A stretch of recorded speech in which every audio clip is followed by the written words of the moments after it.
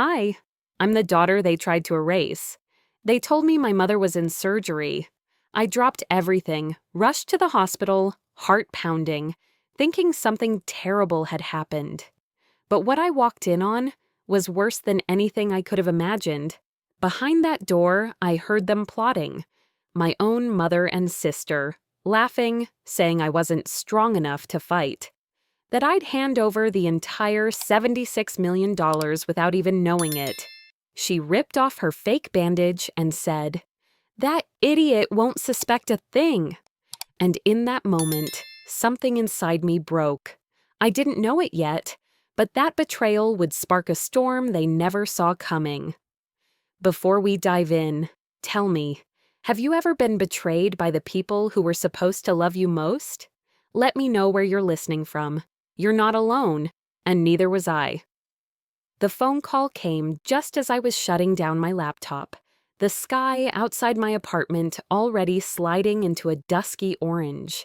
I was half thinking about leftovers, half scrolling through a text from my coworker when I saw the caller ID, private number. I let it ring once, twice, but something told me to pick it up. A woman's voice, nervous, rushed, said, "Marlene, your mother's in recovery. She just made it through surgery, but she keeps asking for you. You should come now." And just like that, I was standing by the door, keys in hand, not even remembering how I got there. My heart was hammering, not just from fear, but from guilt. I hadn't seen Mom in months. Our last conversation ended in clipped words and silence, but none of that mattered now. On the drive to Houston Methodist, I barely blinked. Traffic lights, honking cars, it all blurred together. When I pulled into the hospital parking lot, I grabbed my purse and, in the scramble, something slipped out. A small envelope, worn and soft around the edges. I knew that envelope by touch. Inside was a folded square of cloth, an ultrasound photo printed on fabric. Years ago, she gave it to me and called me her miracle baby. I'd kept it tucked away all this time, like some fragile hope. I slid it back into my bag and ran through the entrance. The air inside was colder than I expected, clinical, bright, and silent, except for a distant beeping. I walked fast, my heels tapping against the tile. "Room 319, they said. I passed the nurse's station. No one stopped me. As I turned the corner, I caught sight of the room. The door was half closed. I took a breath, bracing myself for machines and tubes. But there were no nurses rushing around, no quiet urgency. What I heard instead stopped me mid-step. Laughter, not joy, not relief, but the kind of laughter that makes your stomach clench. I froze, pressed closer to the door. My name came up. "If she shows up today, good," my mother said. Her voice was sharper than I remembered, cool and amused. "We'll get her signature, then she's out." There was a pause. My sister's voice followed, low and flat. "She won't fight back. She never fights back." My fingers curled into a fist. At first, I didn't even understand what they meant. Out of what? Out of the will? Out of their lives? Mom laughed again. "That idiot won't suspect a thing." Something shifted then, inside me. The shock didn't hit all at once. It was like ice creeping under my skin, slow and numbing. "She's a liability," Mom continued, like she was discussing someone else's pet.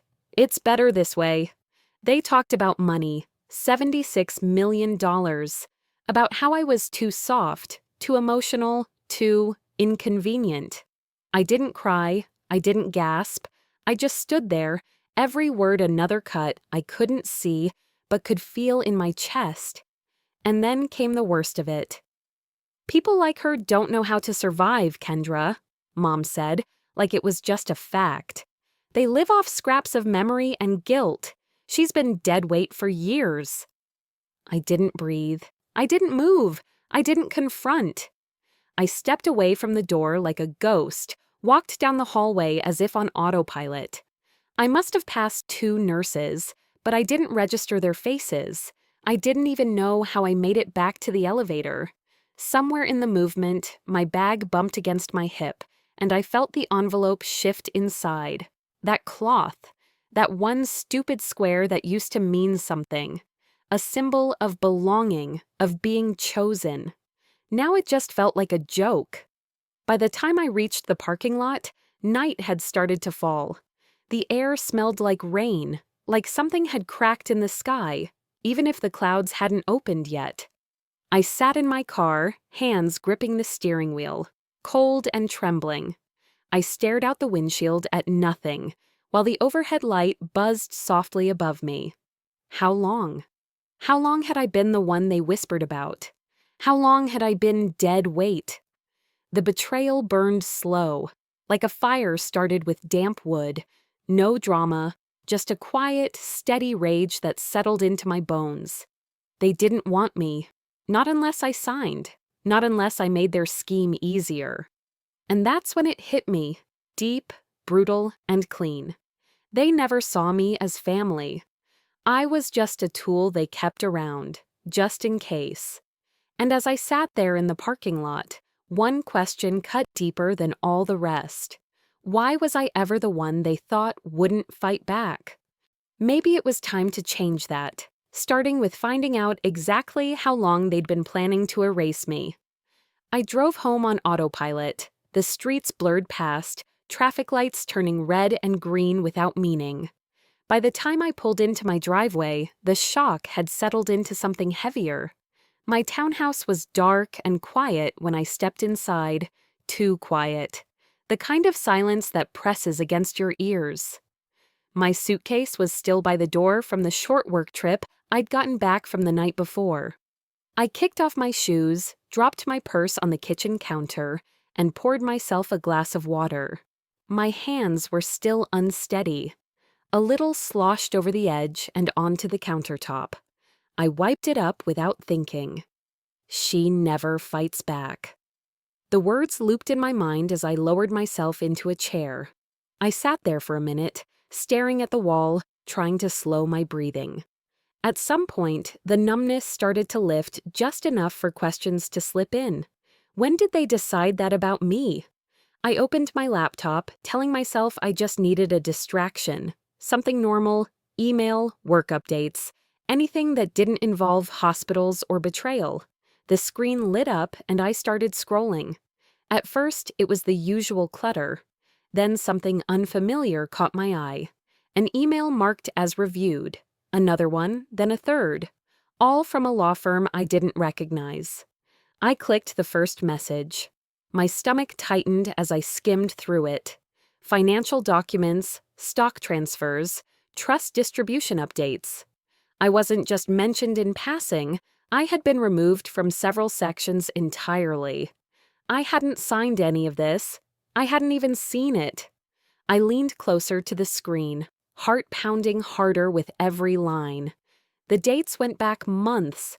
The messages had been sent to an old email address I barely used anymore. One I'd given up years ago. My sister knew that. My mother knew that. They didn't want me to see these. Another notification popped up, a voicemail reminder from a blocked number. I clicked it, unsure why. A calm, professional voice filled the room.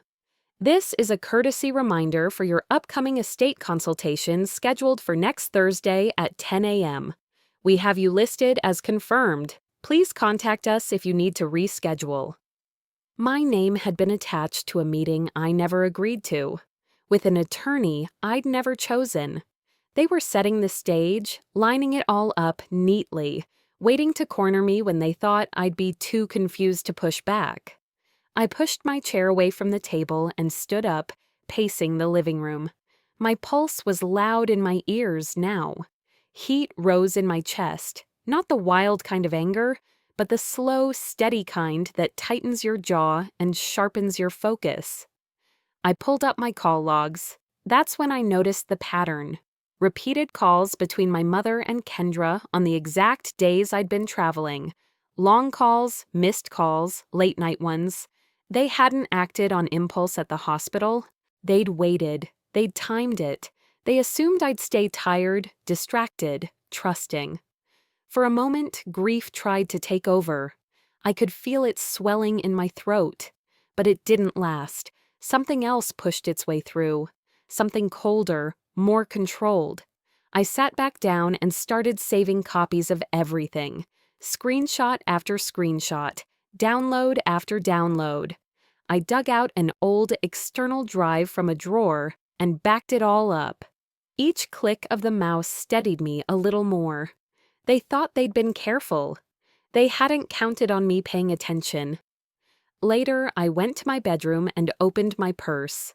The small envelope slid into my hand. I unfolded the cloth slowly.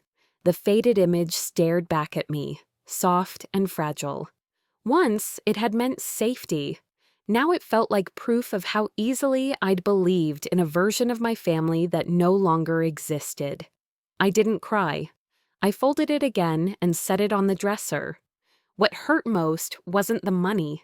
It was the planning, the patience, the way they'd spoken about me like I was already gone. And as I stood there in the dim light of my room, one thought rose so clearly it scared me. What else had they been hiding from me all these years? The question didn't leave me alone after that. It followed me into sleep and pulled me back out before sunrise. What else had they been hiding from me all these years? The house felt different in the early morning quiet, like the walls had been listening all along. I made coffee out of habit, not because I wanted it. The warmth in my hands was the only thing that felt steady. I stood at the kitchen window for a while, watching the sky change color, then went to the bedroom closet. At the very top shelf sat a small, dusty box I hadn't opened in years. My old journals. I climbed onto a chair, pulled the box down, and sat on the edge of the bed. The cardboard creaked as I lifted the lid. Inside were notebooks from my teens and early 20s. I opened the first one at random. Page after page was filled with excuses I'd made for them. "They're busy." She didn't mean it that way. "It's okay, I understand." I read those words now with a tight feeling in my chest. I had worked so hard to soften everything they did, to bend cruelty into something I could live with. The past didn't feel far anymore. It felt like it had been waiting for me to stop lying to myself. The first memory hit without warning. I was 8 years old, sitting halfway up the staircase on Christmas morning. Kendra tore into a brand new bicycle, shrieking with excitement. Dad steadied it, while Mom laughed and clapped. A few minutes later, Mom handed me a folded sweater pulled from a department store bag. "This is sensible," she said. "You don't need a lot. You're easy." I had nodded and smiled, embarrassed by my own disappointment. I told myself it meant I was low maintenance, that it was a good thing.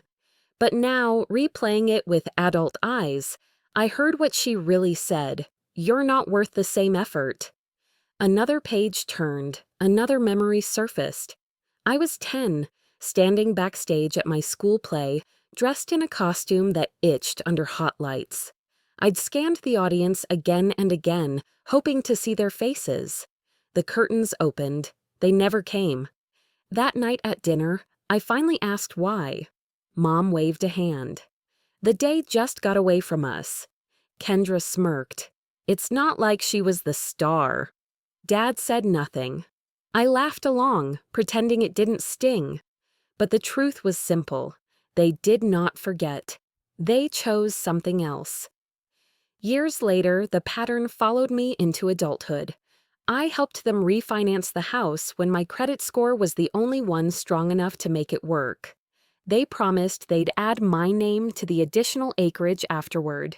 I trusted them. I signed everything. I didn't hover. I didn't check. Months later, I assumed the paperwork would catch up. It never did. I found out by accident that portions of the land had quietly been transferred to Kendra. When I asked, Mom sighed like I'd inconvenienced her. "Don't make it ugly," she said. "We're family." So I let it go. I told myself peace was better than conflict. I told myself we were a team. But sitting there now, journal open in my hands, the truth landed with painful clarity. My silence had never created harmony. It had made me convenient. The memories stacked on top of each other until I could barely breathe. Every small compromise, every swallowed hurt, every time I made myself smaller so they could stay comfortable. Their betrayal at the hospital wasn't sudden. It was the harvest of all those years. My chest tightened and, for the first time since that hallway, I couldn't hold it in. The tears came fast and heavy. Not pretty, not quiet. I covered my face and let myself fall apart on the bed. I wasn't crying over money. I was crying over the child who learned too early that being easy was the price of staying included. When the sobbing finally slowed, I felt emptied out, worn thin. But inside that hollow ache, something unfamiliar was forming. Not rage, not yet. Something steadier, resolve. I closed the journal and placed it back in the box with care. The past wasn't something I could hide from anymore. It was proof. Proof of who they had always been. Proof of what I had allowed. I wiped my face, stood up, and looked at myself in the mirror. My eyes were red, but they were clear. And as I dried the last of the tears from my cheeks, one thought cut cleanly through the ache. If they planned to erase me, I needed to find out exactly how far they had already gone. I decided to go straight to the estate office and demand every document with my name on it, and that decision changed everything. I didn't stop for breakfast. I barely brushed my hair. Something in me had shifted since last night. Not rage, not panic, but a clean, focused kind of urgency. Like when a storm breaks and the air is so quiet, it almost hums. The downtown office building was familiar. I'd been there a few times before, years ago, when Dad wanted us all to meet the estate attorney, just in case. Back then, I sat in the corner while everyone else talked. Just smiled, nodded, and signed what they gave me. That version of me would have never come back here like this. The receptionist recognized me, her smile tight, hesitant. "Miss Carter," she said softly, "we weren't expecting you." I didn't smile back. I need to see every document with my name on it, everything tied to my parents' estate, every amendment, every trust, all of it. She blinked, then nodded and stepped away without asking questions. Moments later, she returned and quietly led me down a hallway to a private conference room. The air felt colder in there, sterile, distant, like the walls themselves knew something wasn't right. A few minutes later, a paralegal entered with a cart stacked with thick binders and manila folders. "We've pulled everything related to the family trust," she said, "and all files where your name appears." I sat down slowly, my hands pressed to the table to stop them from trembling. "We'll start with these." She opened one binder, slid a file toward me, and then stepped back. Inside was a trust amendment dated 3 years ago. That alone made my eyebrows pull together. I didn't remember signing anything that recently. The first page laid it out in cold legal language. My portion of the family's rural land had been reallocated due to lack of involvement and expressed disinterest. Expressed disinterest? I laughed, but it came out wrong. Dry, bitter. For years, I'd driven down to that property every summer. I was the one who cleared brush after storms. I paid the contractor when the gate collapsed. I never once backed away from that land. But here it was, in black and white, as if I'd walked away and never looked back. Then I saw it. A signature at the bottom, my name. Except it wasn't mine. My signature curves a little, almost too carefully. This one was jagged, rushed, like someone trying to imitate it from memory. My stomach twisted. I looked up at the paralegal. This isn't mine." She hesitated. "We actually flagged that signature at the time. The slant was inconsistent with your other files. But your mother told us she witnessed you sign. and that you were in a hurry that day." Of course she did. Suddenly, everything in the room felt smaller, tighter. I pushed the file aside. "Show me anything else I signed. Anything else that's questionable." She brought 2 more folders. One was an adjustment to a business interest. My father and I started a side business years ago, a hobby turned income. This file reduced my share to 5%, citing realignment of roles. The other file gave Kendra full management authority over a trust we were both supposed to administer equally. Both files had my signature at the bottom. Both were forgeries. I didn't say anything for a while, just stared at the pages as if staring hard enough might undo them. Then a knock. The estate attorney entered. I hadn't seen him since my father's retirement party. He looked older, a little more tired, but still sharp behind the glasses. "I was told you had concerns," he said gently, taking a seat across from me. "There's more than concerns," I said. "There's proof of fraud." He nodded slowly. "I thought this might come up one day." He pulled out a flash drive and inserted it into a small speaker device on the table. "There's something you should hear. This conversation was archived under routine estate recordings." The file began to play. At first, just muffled voices, then clear. "She won't question anything," my mother said. "She's always been obedient," Kendra laughed. "Just tell her it's routine. She signs whatever you put in front of her." I sat completely still. The attorney stopped the playback. "That was 4 years ago. We didn't think much of it at the time, but hearing your concerns now..." I held up a hand. I couldn't listen to another word. That audio clip, that voice I knew better than my own, stripped away the last bit of denial I had left. This wasn't about a sudden change of heart. It was years in the making. Every fake signature, every quiet transfer, every soft dismissal, they weren't random. They were methodical. They were preparing to cut me out long before that hospital hallway. I sat up straighter, looked him dead in the eye. "I want copies of everything. Everything with my name on it. Every signature. Every email between your office and my family." "We'll get that for you," he said. "It may take a few hours." "I'll wait." By the time I walked out, I had a folder thick with copies clutched tightly under one arm. My hands were still trembling, but my steps were solid. They had built a case without me. But now I had one of my own. And just as I reached my car, my phone buzzed. A message from an unknown number. "You're digging too deep. Be careful who you trust."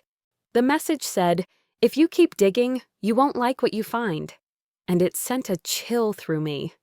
I was still standing in the driveway, the folder of documents clutched to my chest, my car door halfway open. My fingers tightened around the edges. I reread the message again, like maybe if I blinked enough, the words would change. They didn't. No name, no context, no trace of origin. But the timing, too exact, too sharp. Only someone who knew where I'd just been would send something like that. I got in the car and locked the doors automatically. For a moment, I just sat there, staring straight ahead, the buzz of traffic outside drowned out by the pounding in my ears. My palms felt damp. I wiped them against my jeans and forced the engine to start. By the time I pulled into my driveway, dusk had set in.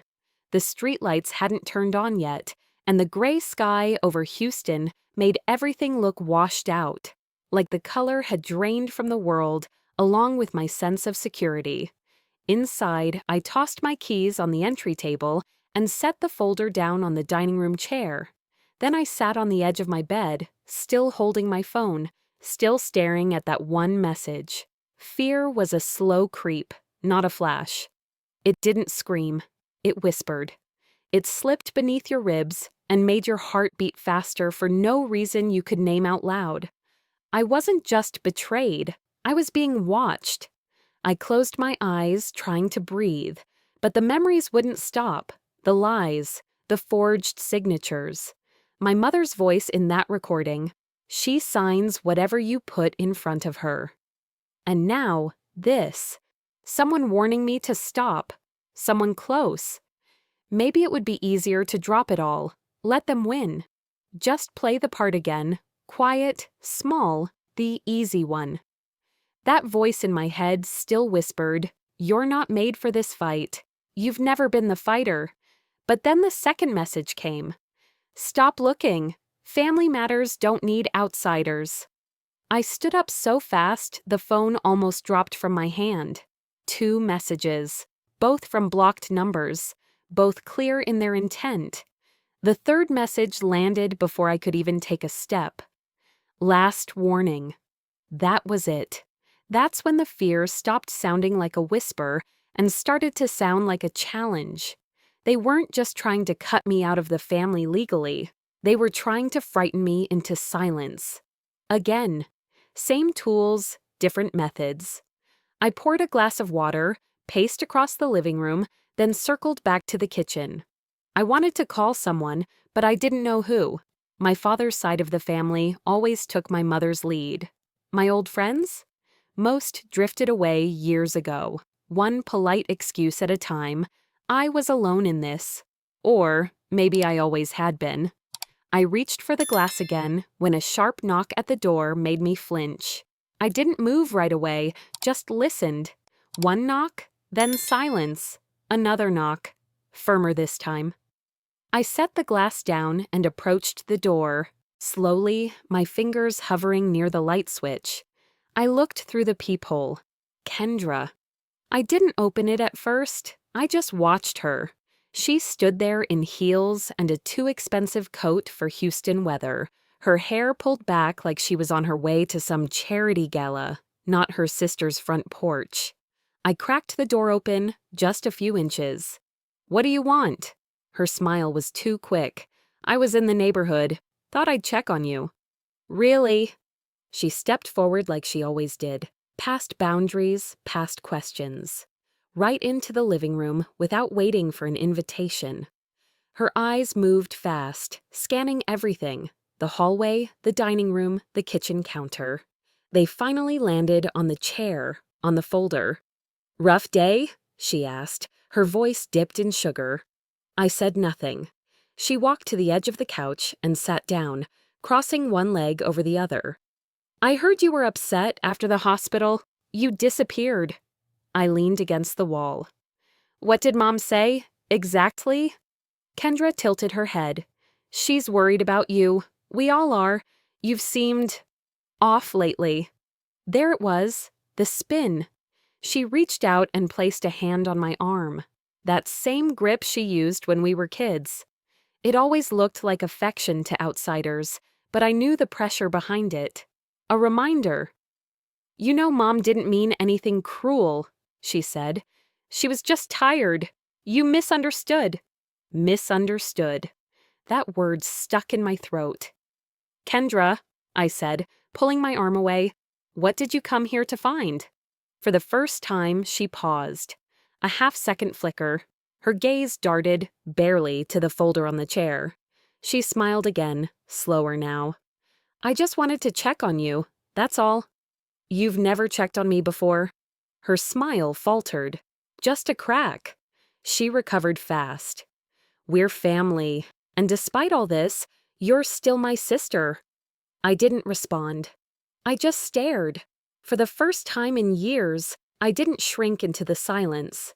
I let it stretch, long and uncomfortable. Finally, she stood.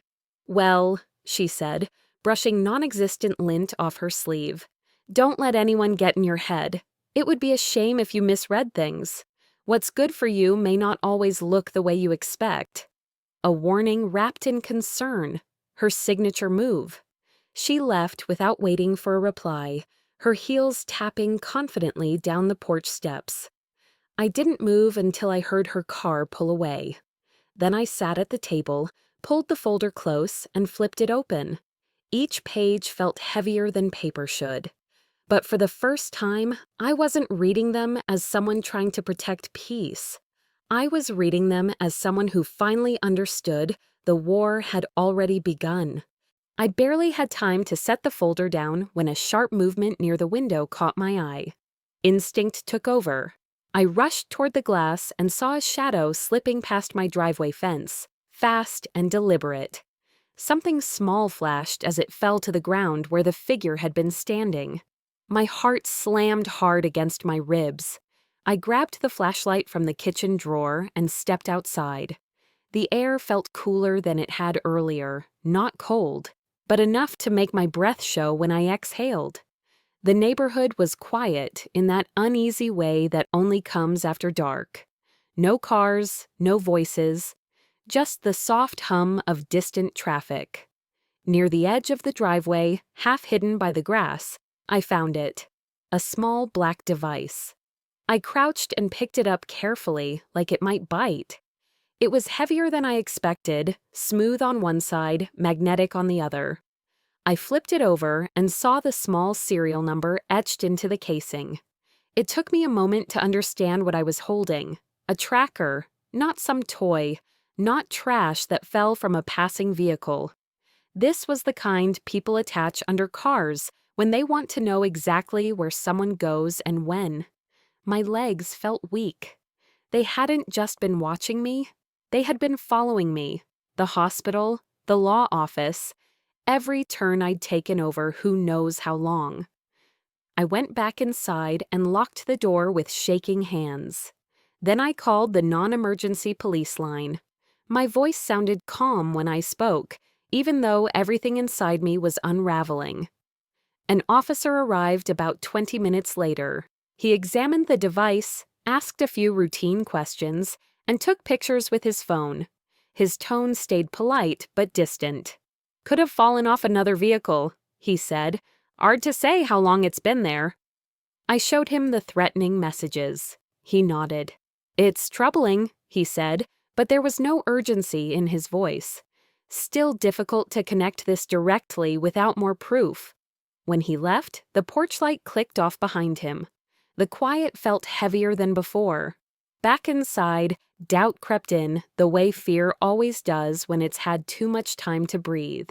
Maybe I was overreacting. Maybe I was reading too much into every shadow, every sound.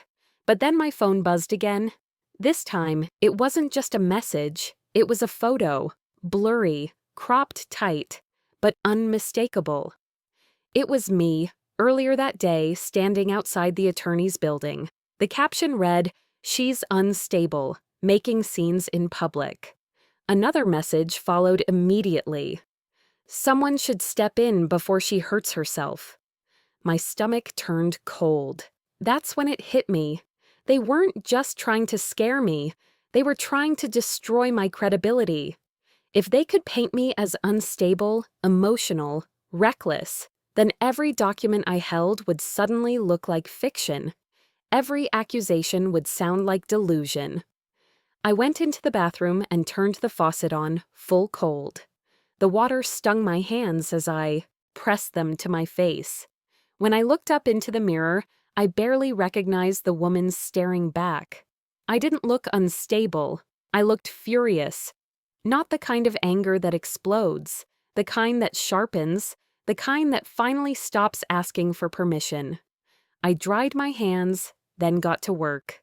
First, I photographed the tracker, every angle, every marking.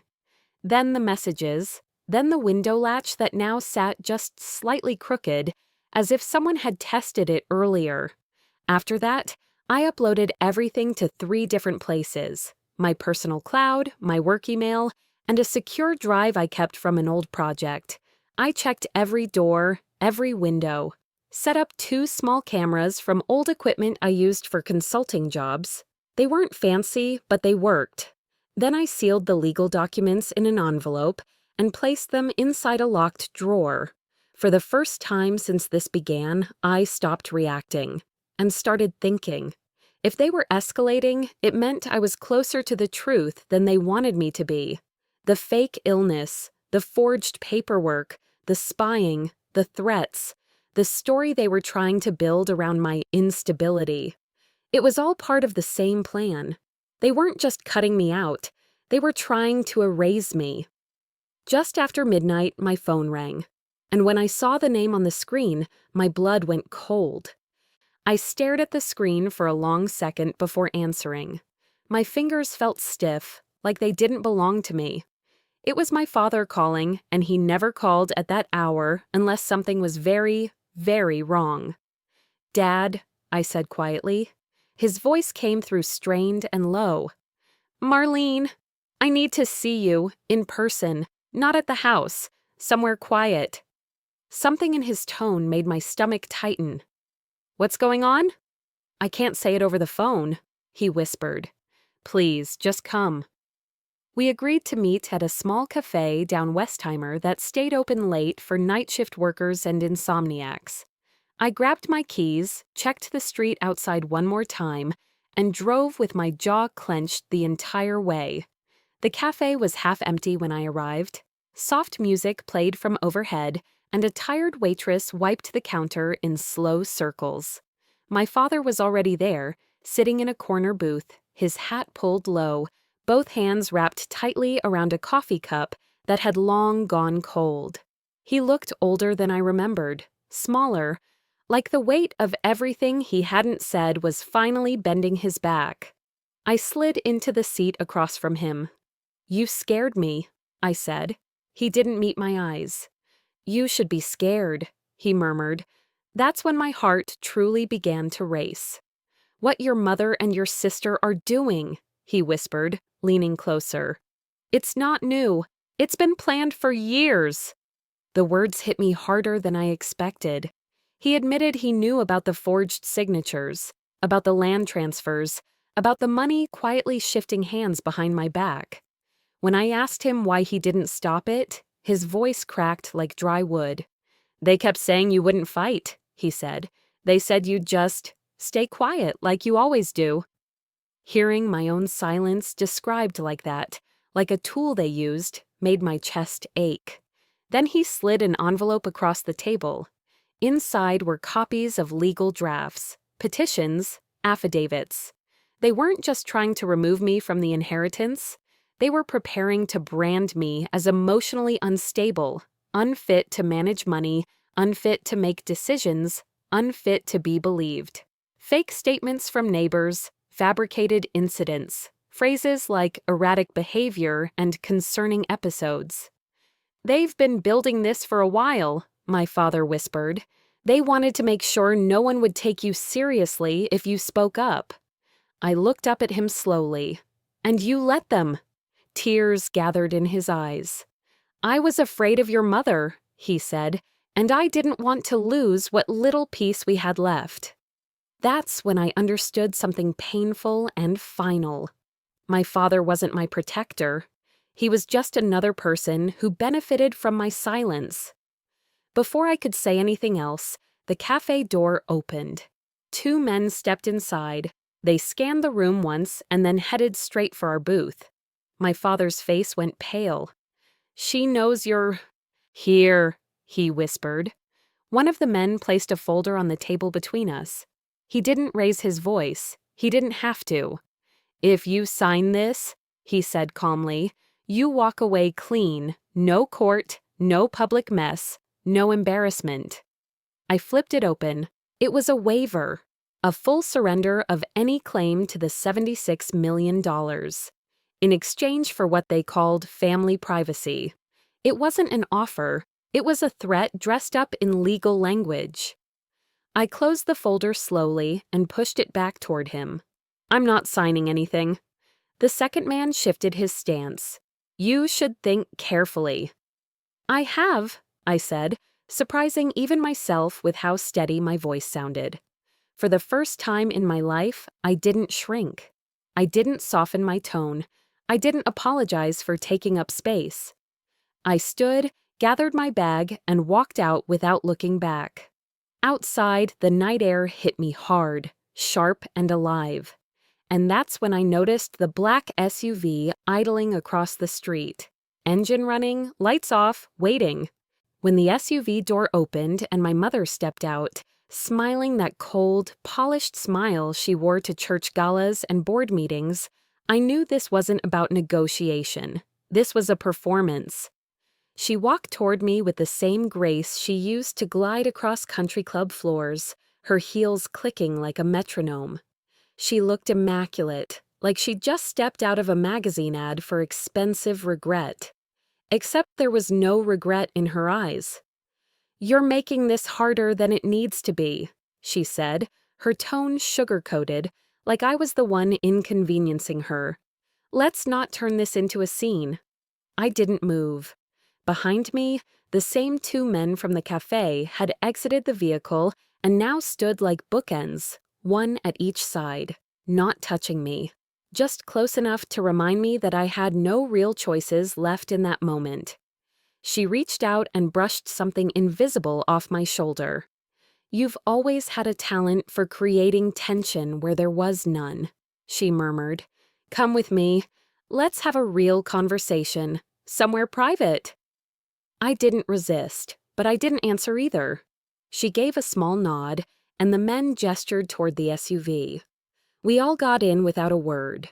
Doors locked. The silence inside the car was louder than any argument. She waited until we were moving again, gliding through empty back roads lit only by the occasional street lamp, before she spoke again. "You were never supposed to find out," she said, looking straight ahead, like she was narrating someone else's story. I stared at her. "The money goes to the daughter who understands discretion, who protects the family's name. That was never you." There was no venom in her voice, just a smooth, practiced detachment, as if she'd rehearsed this for months. "You don't carry yourself like one of us," she added. "You never did, always too honest, too eager to please people who didn't matter." She turned to look at me, her expression unreadable. "It's not personal, it's survival. I'm preserving what we built. You were always going to complicate that."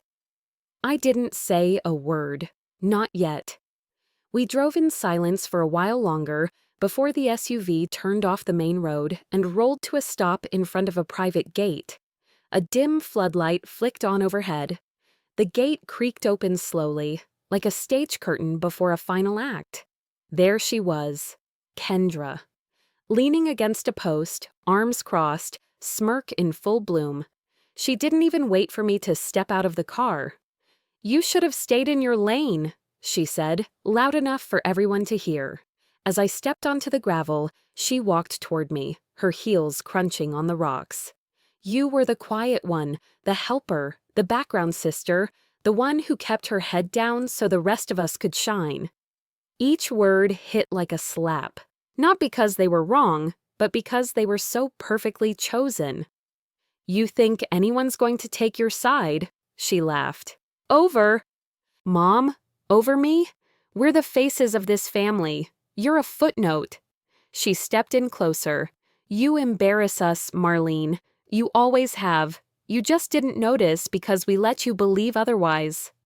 And then my mother stepped forward again, calm as ever, like she was handling a school board meeting, not cornering her own daughter at the edge of nowhere. She held out a manila envelope. "This is the last time I extend kindness," she said. "Sign this, and you walk away with a generous payout. You'll have a comfortable life.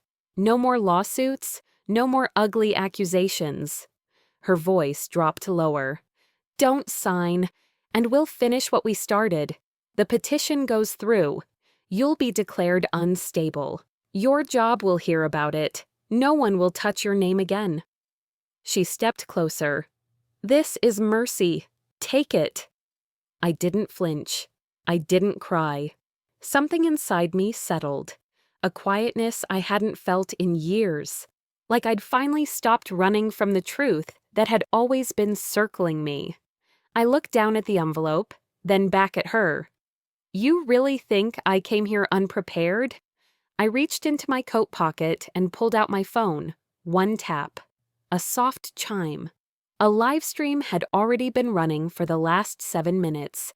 Everything recorded, everything shared with people I trusted. Every insult, every threat, every confession. My mother's expression cracked for the first time in decades. Her eyes darted to the men standing nearby, then back to me. Kendra blinked, then took a step back like I'd just lit a match.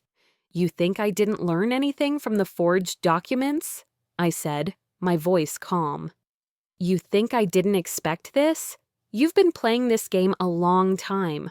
I just finally decided to play back." For the first time in my life, I saw something in their faces I never expected to see. Fear. Not because I was loud, not because I was threatening, but because I wasn't afraid of them anymore. My mother's lips parted. "Turn it off." I shook my head. "No, this ends tonight." The two men didn't move. No one wanted to be caught on camera intimidating someone now that the power dynamic had flipped. I opened the SUV door and stepped out. No one tried to stop me. I didn't rush. I didn't look over my shoulder. I just walked away, every step louder than anything I could have shouted. And just as I reached the end of the drive, my phone buzzed with a message that made me stop in my tracks. The game wasn't over. It had only changed shape. The message said, "They're trying to run from the fallout. Meet me first." And it came from someone I never expected to help me. It took me a second to even recognize the number. David Schultz, my parents' longtime financial advisor. I hadn't spoken more than 5 words to him in my life, and even then, they were pleasantries at forced dinners. Now he was texting me at 3:14 a.m. with what sounded like urgency and maybe guilt. I sat in my car across from the lot where everything had gone down hours earlier. I could still feel the echo of my mother's voice in my ears, the chill of Kendra's smile. The phone buzzed again. "Come now, before they move anything." I stared at the screen a long moment, debating whether it was a setup. But something about his tone felt different from the polished formality he always wore like a badge. This wasn't rehearsed, it was rushed. I took the long way to his office, circling a few blocks, making sure I wasn't being followed. The city was still dark and mostly quiet, the kind of silence that holds its breath before dawn. The building was downtown, near the courthouse. His office lights were on when I arrived. The elevator was off for the night, so I took the stairs. When he opened the door, he looked like he'd aged a decade in a matter of hours. His tie was loose, shirt wrinkled, and his eyes red-rimmed, like sleep hadn't touched him. "I locked the back door too," he said, without a greeting. "Just in case." I stepped inside, cautiously. He motioned for me to sit across from him at a cluttered conference table. Then he handed me a printed sheet. "It's already started," he said. "What you did tonight, it moved faster than they expected." I read the top line, "Notice of temporary freeze. All trust-linked activity. Suspended pending court review." He exhaled hard, rubbing his temples. After the live stream went around, several attorneys contacted me. Some were disgusted, others, well, let's just say, your family's legal team is smaller than it was yesterday. No one wants to be dragged into this, especially not with footage circulating. I kept reading. It felt surreal. "They tried to push through emergency filings tonight," he added, "even pulled strings with a judge. But it was too late. That recording is everywhere it needs to be now." I didn't feel victorious. I felt still, like everything around me had been running in chaos for weeks, and now it had stopped just long enough for me to see the wreckage. David leaned forward, elbows on the table. "I've known your parents for 20 years, he said.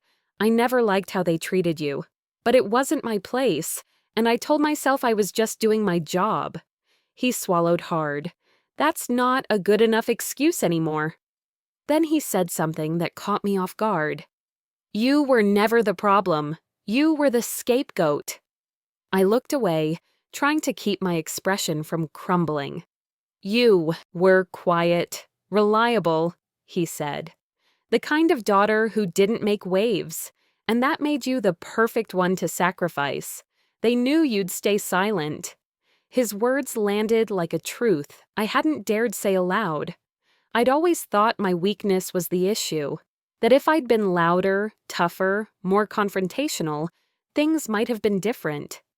But maybe silence had never been my fault. Maybe it was their weapon. He let the moment breathe, then cleared his throat. I have to ask, are you going to press charges? The question felt heavier than I expected. I'd thought about it, sure. The fraud, the coercion, the years of manipulation. But saying yes would mean dragging this further, publicly, in court. It would mean no clean break, no walking away quietly. I'm not out for revenge, I said slowly, but I want accountability, and I want to make sure they can't do this to anyone else. He nodded like he understood that kind of resolve. We spent the next hour going through documents, organizing evidence. I forwarded emails, sent backups of the video, screenshotted the threats, and forged signatures. He gave me the name of a lawyer known for dealing with financial abuse and elder fraud cases. One of the good ones.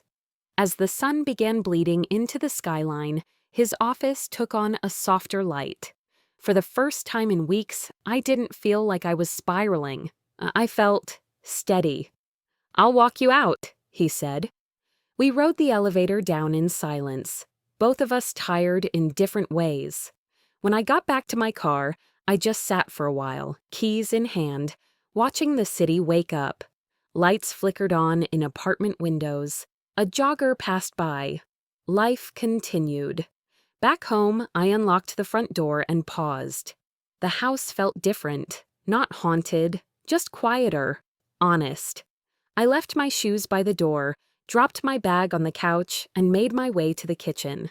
The same chair, the same table where I'd first seen the forged papers, where everything had started. I sat down, hands wrapped around a mug of tea I barely tasted. And for the first time, I let myself feel the cost of all this. Not the legal fight or the threats, but the loss. The family I'd wanted to believe in.